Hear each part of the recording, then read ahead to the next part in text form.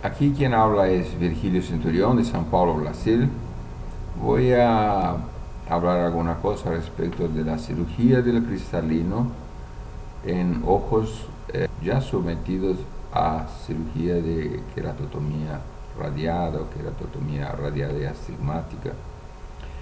Voy a mostrar las peculiaridades, los desafíos y nuestros resultados.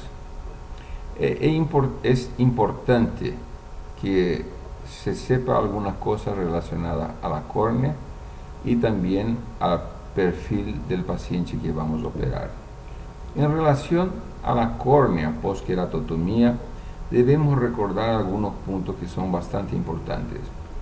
El aplanamiento central de la córnea es un aplanamiento progresivo que tiene influencia en la refracción. Existe una fluctuación diurna post-queratotomía. Esta córnea queda más plana por la mañana y queda más curva por la tarde. Entonces es común que la gente diga que tenga más dificultad para actividades visuales de mañana temprana, que después del mediodía esto mejora. Hay un aplanamiento temporario post cirugía de la catarata que puede durar en media hasta 8 semanas. Entonces, si uno ya tiene experiencia y sabe que la biometría es para hemetropia o hemetropía y el paciente se queda con 2 hasta 3 grados de hipermetropía, no es para intervenir de forma aguda, siempre esperar que la mayor parte de los ojos donde la propedéutica de biometría se ha hecho correctamente vuelven a la situación que se espera, a la situación programada. Es importante recordar el número de incisiones y el tamaño de la zona óptica que fue utilizado para la queratotomía. Entonces es diferente tener radiales con 4 cortes que tener de 16. Por lo tanto, cuanto mayor el número de incisiones, mayor va a ser la inestabilidad de esta córnea. Y esta zona óptica, que puede variar de tamaño, en casos extremos era realizado con zonas ópticas muy pequeñas, de hasta 2,5 milímetros de área. Entonces, en esta situación, cuanto menor la zona óptica, mayor va a ser la dificultad para obtener la queratometría cuando se utilizan fórmulas a donde la queratometría central es importante. Y en quinto lugar, hay que recordar que la altura, comparado a nivel del mar, donde el paciente vive, puede tener influencia en el resultado final. Les muestro un ejemplo a la izquierda de una queratotomía hecha perfectamente con 16 incisiones y con una catarata cortical, otra catarata cortical a la derecha con 8 incisiones, sin ninguna aberración en relación a la cirugía, a la técnica cirúrgica en sí. La traducción de esta cirugía a través de nuestros exámenes como una topografía de contorno, como estamos viendo a la izquierda con el TOMEI, nos muestran una córnea muy aplanada, alrededor de 33-34 dioptrías, y con el tomógrafo en el corte sagital anterior nosotros vemos otra córnea mostrando también cómo la parte periférica está más curva que la región central. Estas son características de los pacientes sometidos a queratotomía. El examen oftalmológico es un examen oftalmológico de rutina, y los exámenes complementarios. Utilizamos siempre la topografía de elevación y de contorno, utilizamos la tomografía para ver si aprendemos más alguna cosa o podemos ayudar al paciente. Si trabajamos en la córnea, debemos tener resultado de la microscopía especular. La paquimetría es importante para comparar si tenemos problema en el postquirúrgico de un edema funcional de esta retina, o si este paciente debe realizar una complementación quirúrgica con una cirugía refractiva corneana. pero probablemente el examen más importante para la cirugía en sí sea la biometría óptica. En otras ocasiones nos valemos de la aberrometría, siempre evaluar bien la retina central y periférica. Nunca olvidarse que estos pacientes tienen que tener un consentimiento informado detallado, porque la expectativa a veces puede no corresponder a lo real. Nuestra experiencia es que, basado en una íntima relación médico-paciente, el paciente tiene que tener conciencia de las reales limitaciones que uno tiene, no teniendo una expectativa irreal. La peor cosa es del paciente imaginar que va a tener una visión de 15 años como un ojo que nunca fue alterado por una cirugía, cuando todavía tenemos ciertas limitaciones. En forma jocosa, no hay que olvidarse que algunos de estos pacientes tienen un comportamiento un poco diferente, ¿cierto? ¿No? Y recordar que estas cosas pueden acabar con un litigio legal, ¿cierto? Lo que no es conveniente para nadie, porque estamos aquí para ayudar a nuestros pacientes. Este es un esquema que me gusta mucho, fue publicado en la revista aquí brasilera, en la oftalmología en foco, una revista de la Sociedad Brasilera de Cataratas e Implantes Intraoculares, donde se muestra el perfil de la córnea de una forma simple. Ustedes pueden ver aquí una córnea normal con la superficie anterior y la superficie posterior acompañada de forma paralela, una queratotomía donde hay un aplanamiento central de ambas superficies, lo que no pasa con el LASIK y lo que no pasa y miópico y ni con el hipermetrópico, donde la curva posterior se queda mantenida, por lo tanto no hay mudanza del índice de refracción. Entonces tenemos que tener siempre en cuenta las mudanzas anatómicas que provocan este tipo de cirugía, y por eso el comportamiento es diferente. Hablábamos de la biometría patrón oro. Entonces, en este momento, ¿qué es patrón oro? Una biometría óptica. Nuestra experiencia ya tiene 12 años con el uso del IOL Master. Estamos con la última versión, con la penúltima, 5.5, porque la última es la versión 500, y utilizamos siempre la fórmula HIX, ¿cierto? Cuando tenemos dudas, que es muy raro tener hoy ya con la experiencia que tenemos, se puede utilizar tener más informaciones de la córnea, principalmente utilizando el tomógrafo de segmento anterior, el Pentacam, con el módulo Holoday Report, para tener más seguridad, principalmente cuando uno no tiene tanta experiencia con este tipo de ojos. Recordar que para el cálculo del lente intraocular, cuando usamos el IOL Master 5.5, él nos da una zona óptica tanto para la SIC como para pacientes sometidos por queratotomía, una zona de 2.5. Esto es lo que hay que recordarse. Existen otros equipamientos que dan una zona óptica todavía menor, entonces deben ser también confiables.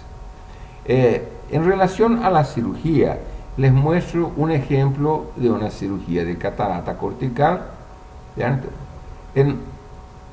utilizando una incisión corneana. Entonces hacemos inicialmente la incisión satélite auxiliar, luego la incisión principal con diamante, que es favorito, y después colocamos o implantamos el lente dentro de la bolsa capsular, en este caso una lente monofocal asférica, y el resultado final, y la córnea funciona perfectamente con infiltración. Este es un otro caso con 4 cortes, entonces se tiene bastante espacio para trabajar por la córnea. ¿Por qué por la córnea? Porque la cirugía es más simple, más fácil, estamos más acostumbrados a esto, pero tal vez no sea la mejor opción. No es esa la sensación que uno tiene y no es esa tal vez la recomendación final. Pero para mostrarle que la cirugía evolúe de una forma tranquila, no son casos muy complicados desde el punto de vista del cristalino. ¿Por qué? Porque son generalmente cataratas bastante blandas y se puede llevar, la mayoría de estos casos acaban sin problemas transquirúrgicos, ¿cierto? Y con una válvula de la incisión corneana funcionando bien.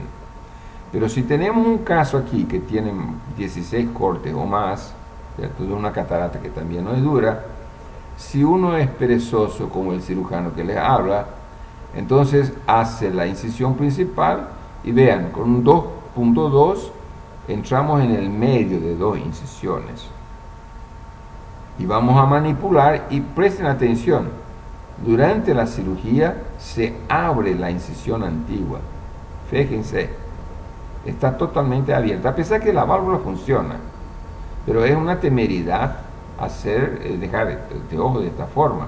Entonces somos obligados a hacer una sutura. Nosotros generalmente hacemos sutura horizontal después de implantar el lente, ¿cierto? Después que se haya implantado el lente dentro de la bolsa capsular. Entonces una etapa a más en esta cirugía. Probablemente estamos influenciando de forma negativa más astigmatismo en ojo que ya fue muy manipulado, pero acaba bien. Entonces, solo para mostrar que esto existe y que tal vez pueda ser prevenido. Cuando hacemos cualquier que sea el número de incisiones, esta es nuestra recomendación actual, hacemos la incisión patrón, la incisión auxiliar, la incisión de servicio, y hacemos una pequeña delaminación, ¿sí? En el horario, yo generalmente opero a 125 grados y entro por la esclera, hago una incisión esclerocorneal. Entonces fica un túnel más largo,